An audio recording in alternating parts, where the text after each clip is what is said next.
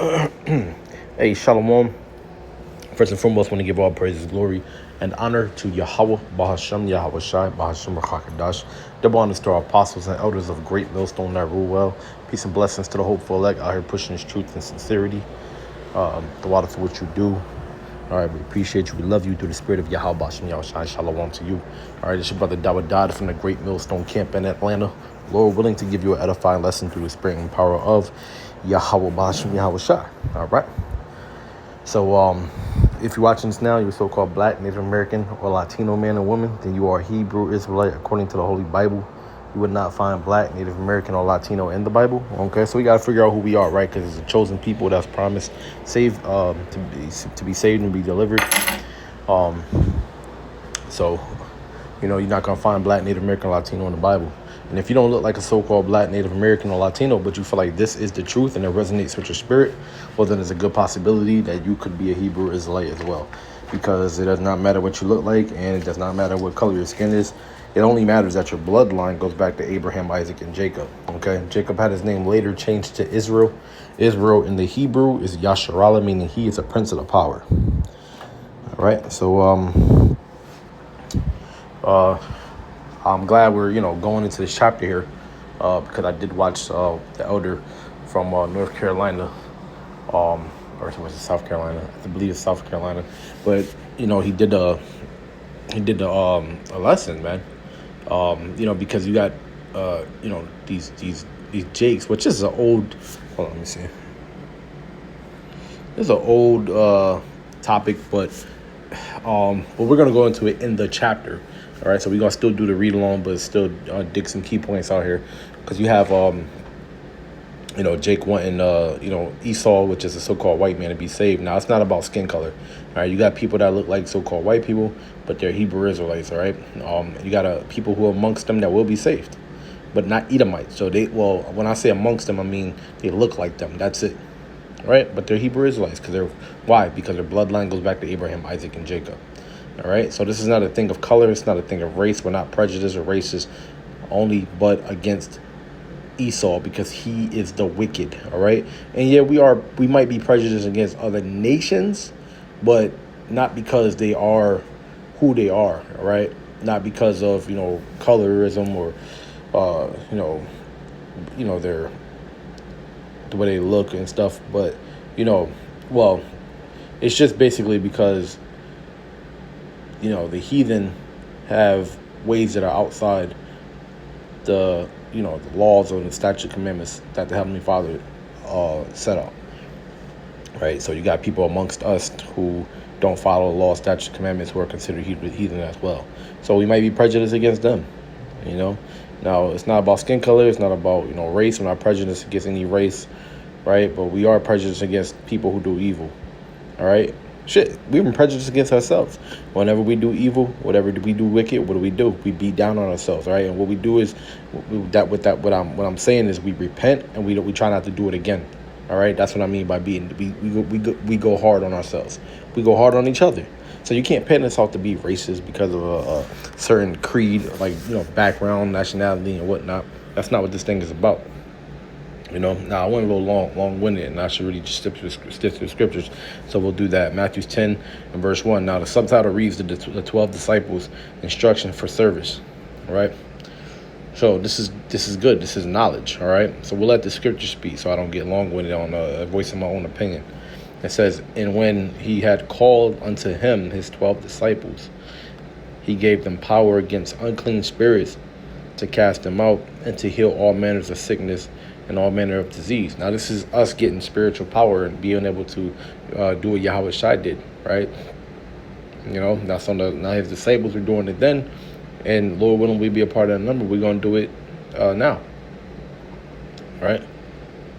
It says, and when he had called unto them his 12 disciples, he gave them power against unclean spirits to cast them out and to heal all manner of sickness and manner of disease. That's going to happen in these latter days. That's going to happen, right? We're going to actually do that. Lord willing, we be part of that number, and we're part of the number that gets the spiritual powers. Verse 2 says, now the names of the 12 apostles are these: the first Simon, who is called Peter, and Andrew his brother, James the son of Zebedee, and John his brother, Philip and Bartholomew, Thomas and Matthew the publican, James the son of Alphaeus, and Lebbaeus, whose surname was Thaddeus. It says Simon the Canaanite, and Judas Iscariot, who also betrayed him. And you know the story of Judas Iscariot. You know that story, right? Now, this is where we talk about, the prejudiceness, and the love that Jake has for Esau and wanting them to be saved and other nations. All right. Well, this is where that explains itself. All right. It's really no need to be. Well, it is a need for it to be broken down, but it says it plainly here. But it says it plainly to us. So Matthew 10:5 says, "These 12 Yahushua sent forth and commanded them, saying, Go not into the way of the Gentiles, and into any city of the Samaritan enter ye not, but go rather to the lost sheep of the house of Israel." Now, who are the Israelites? So-called Black, Native American, and Latino men and women. Now, those of you who don't look like so-called Blacks, Latinos, and Native Americans, but you feel like this is the truth and it resonates with your spirit, well, there's a good possibility that you could be a Hebrew Israelite as well. All right? It does not matter what you look like. All right? It does not matter the color of your skin. It only matters that your bloodline goes back to Abraham, Isaac, and Jacob. All right? Jacob had his name later changed to Israel. Israel in the Hebrew is Yasharallah, meaning he is a prince of the power. This is for you. It says, "These 12 Yahushua sent forth and commanded them, saying, Go not into into the way of the Gentiles, and into any city of the Samaritans enter ye not." That's the other nations, man, right? The Hamites will have you be. "But go rather to the lost sheep of the house of Israel. And as ye go, preach, saying the kingdom of heaven is at hand." That's what we're doing. So you see things, wars and rumors of wars are popping off right now, right? You see, and we said, because Yahweh said he gave us signs. He said, these are the things that's going to happen before I make my return. That's when I'm about to make my return. We see wars, rumors of wars. Those are some of the signs, right? Now, we in World War III, but we're in it. So, that was one of the things he said that happened, because remember, in the scriptures tell us, was Revelation, I think it's 11 or 14. It says, see if I can get it real quick. Let's see if it's 14. Yeah, there it is. The second woe is past, and behold, the third woe cometh quickly. Woe means death and destruction. All right, there were two major woes in the world. That's World War I and World War II. Now we're in World War III right now. We're in the third woe, right? You see?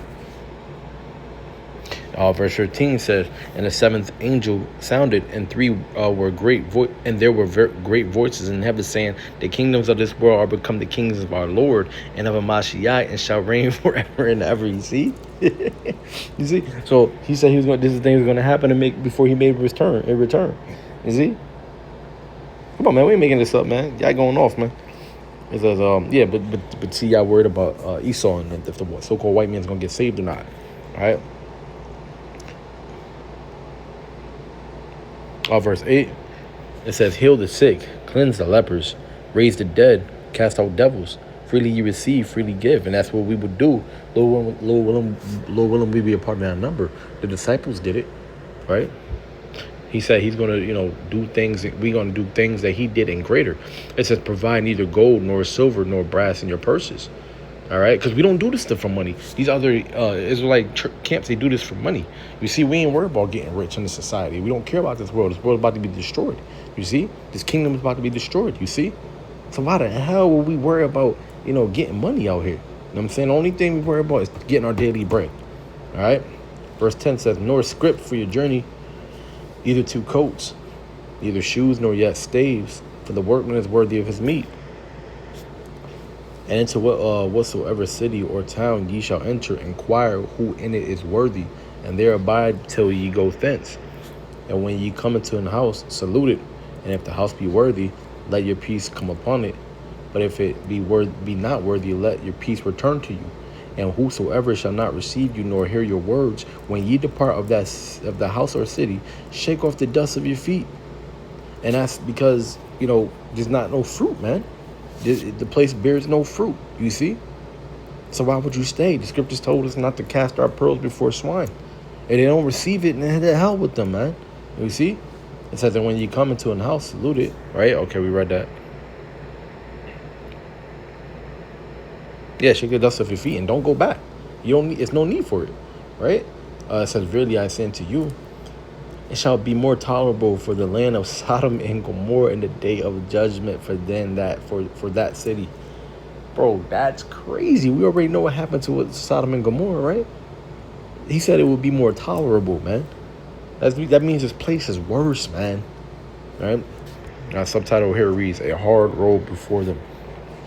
Because it will be a hard road before us. And it has been, but we ain't seen nothing yet. It says, behold, I send for you forth as sheep in the midst of wolves. Be ye therefore wise and as serpents and harmless as doves. So we got to learn, we got to know how to navigate this world. We got to know how to be users of this world, but not abusers of this world. We don't need to get filthy rich in this world. We don't even need to get rich in this world because we already are rich.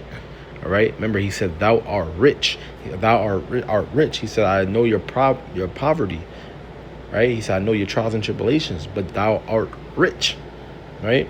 Why? Because we have this knowledge. That's why we have this wisdom, knowledge, and understanding. We have salvation coming to us. You know, Lord willing, we be a part of that number. And at the end, you're a Hebrew Israelite. You have the kingdom coming to you. It says, behold, I send you forth as sheep in the midst of wolves. Be ye therefore wise as serpents and harmless as doves. Sometimes you got to keep your mouth shut. Sometimes you got to take the low route. Sometimes you got to be humble, man.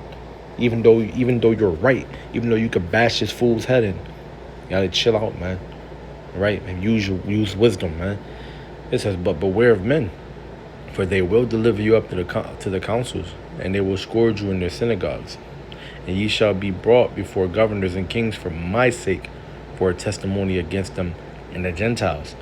But when they deliver you up, take no thought for what ye shall speak, for it shall be given you in that same hour what ye shall speak. So they're gonna come. Remember, he shall cast some of you into prisons. Right? Some of us might be thrown into prisons, man, and brought up before councils. But we don't even think about that, man, because the Lord will provide, man. You see? The Lord will provide, the Comforter will provide for us what we will speak in that day. That's actually talking about literal. You feel me? You don't have to go on a tangent or, speak your own thoughts the way, I kind of opened up with this, which it's not my own thoughts, but I kind of went on, I was very long-winded. You don't have to do that because in that day, he's going to provide you the words to speak, just like he provided Moses and Aaron. You see? It said, for it is not ye that speak, but the Spirit of your Father which speaketh in you. Exactly. There you go. And the brother shall deliver up the brother to death, and the father the child, and the children shall rise up against their parents and cause them to be put to death. And you got to be prepared for that. This is will actually happen, man, in our time. It says, and ye shall be hated of all men for my name's sake, but he that endureth to the end, the same endure to the end shall be saved. It says, but when they so just have patience and have faith, man. Lord willing, you pray for that faith. Pray for faith, man. Pray for endurance, man. These are the things that you pray for. Pray for wisdom, knowledge, and understanding. Pray for these things instead. It says, but when they persecute you in this city, flee ye into another. For verily I say unto you, ye shall not have gone over the cities of Israel till the Son of Man become. The meaning of discipleship. The disciple is not above his master, nor the servant above his Lord. Yahushua went through hell. We're going to go through hell, man. It's not going to be heaven on earth yet. We have to wait till he returns. Once he saves us, right, and we get delivered, then it will be heaven on earth after this place is destroyed. And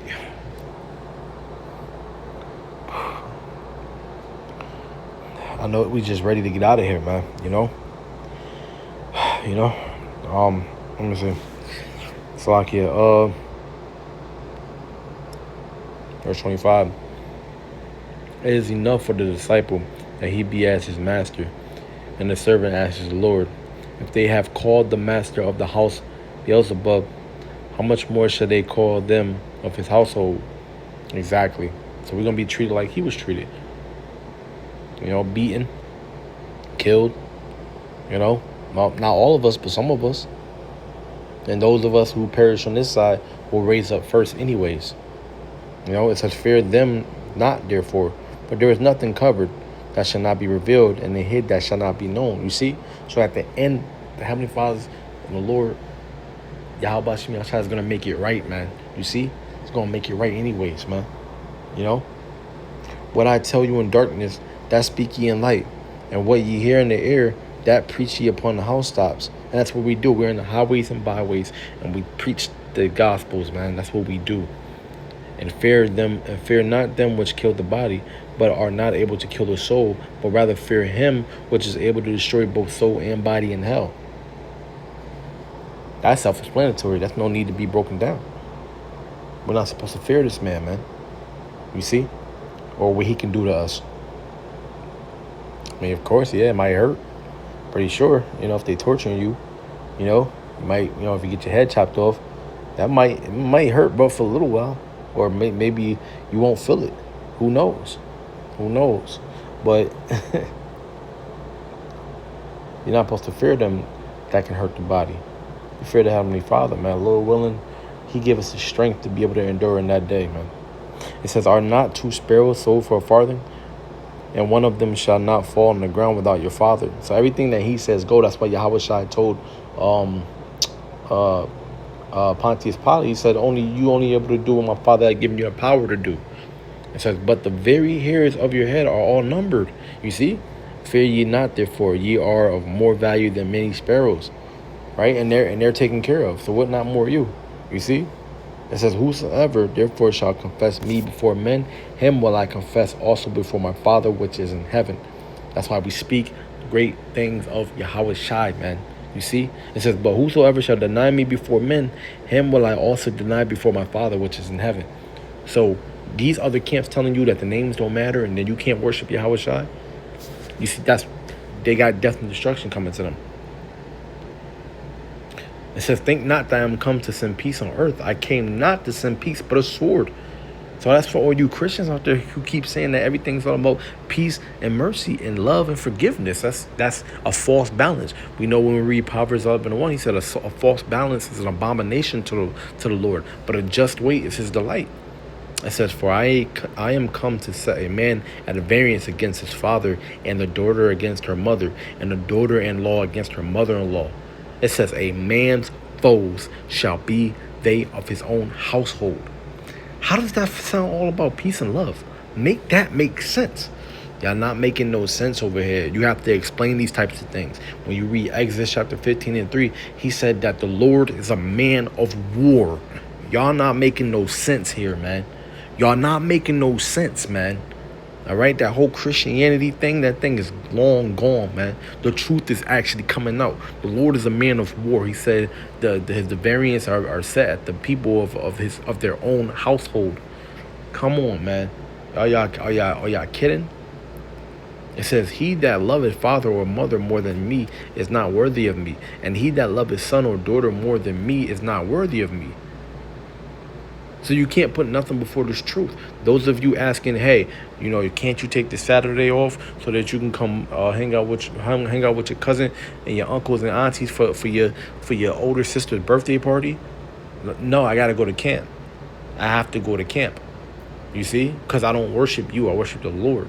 You see? I don't serve you. I serve the Lord. You see? He that loveth father or mother more than me is not worthy of me. He that loveth son or daughter more than me is not worthy of me. And he that taketh not his cross and followeth after me, is not worthy of me. That's talking about the trials and tribulations that's coming, and bearing your lot on your journey to in His truth. That's what this is talking about. It's not talking about wearing a chain. You see, because what y'all do, y'all get a cross and y'all put it on your neck. The cross is a symbol of death. Your Lord was crucified on it. All right, it's not the blood of a cross that it was the blood that was spilled on the cross, but it's the blood that was spilled. It wasn't the cross, but y'all worship the cross though. Y'all make images and engraven images. You're not supposed to be doing that. It says, and he that taketh not his cross and followeth after me is not worthy of me. He that findeth his life shall lose it, and he that loses his life for my sake shall find it. All right, so that means you give up everything in this world to be in this ministry and push this truth. It says the reward of service. It says, he that receiveth you receiveth me, and he that receiveth me receiveth him that sent me. You see, all in one accord. He that receiveth a prophet in the name of a prophet shall receive a prophet's reward. And he that receiveth a righteous man in the name of a righteous man shall receive a righteous man's reward. And whosoever shall give to drink unto one of these little ones a cup of cold water, only in the name of the disciple, verily I say unto you, he shall in no wise lose his reward.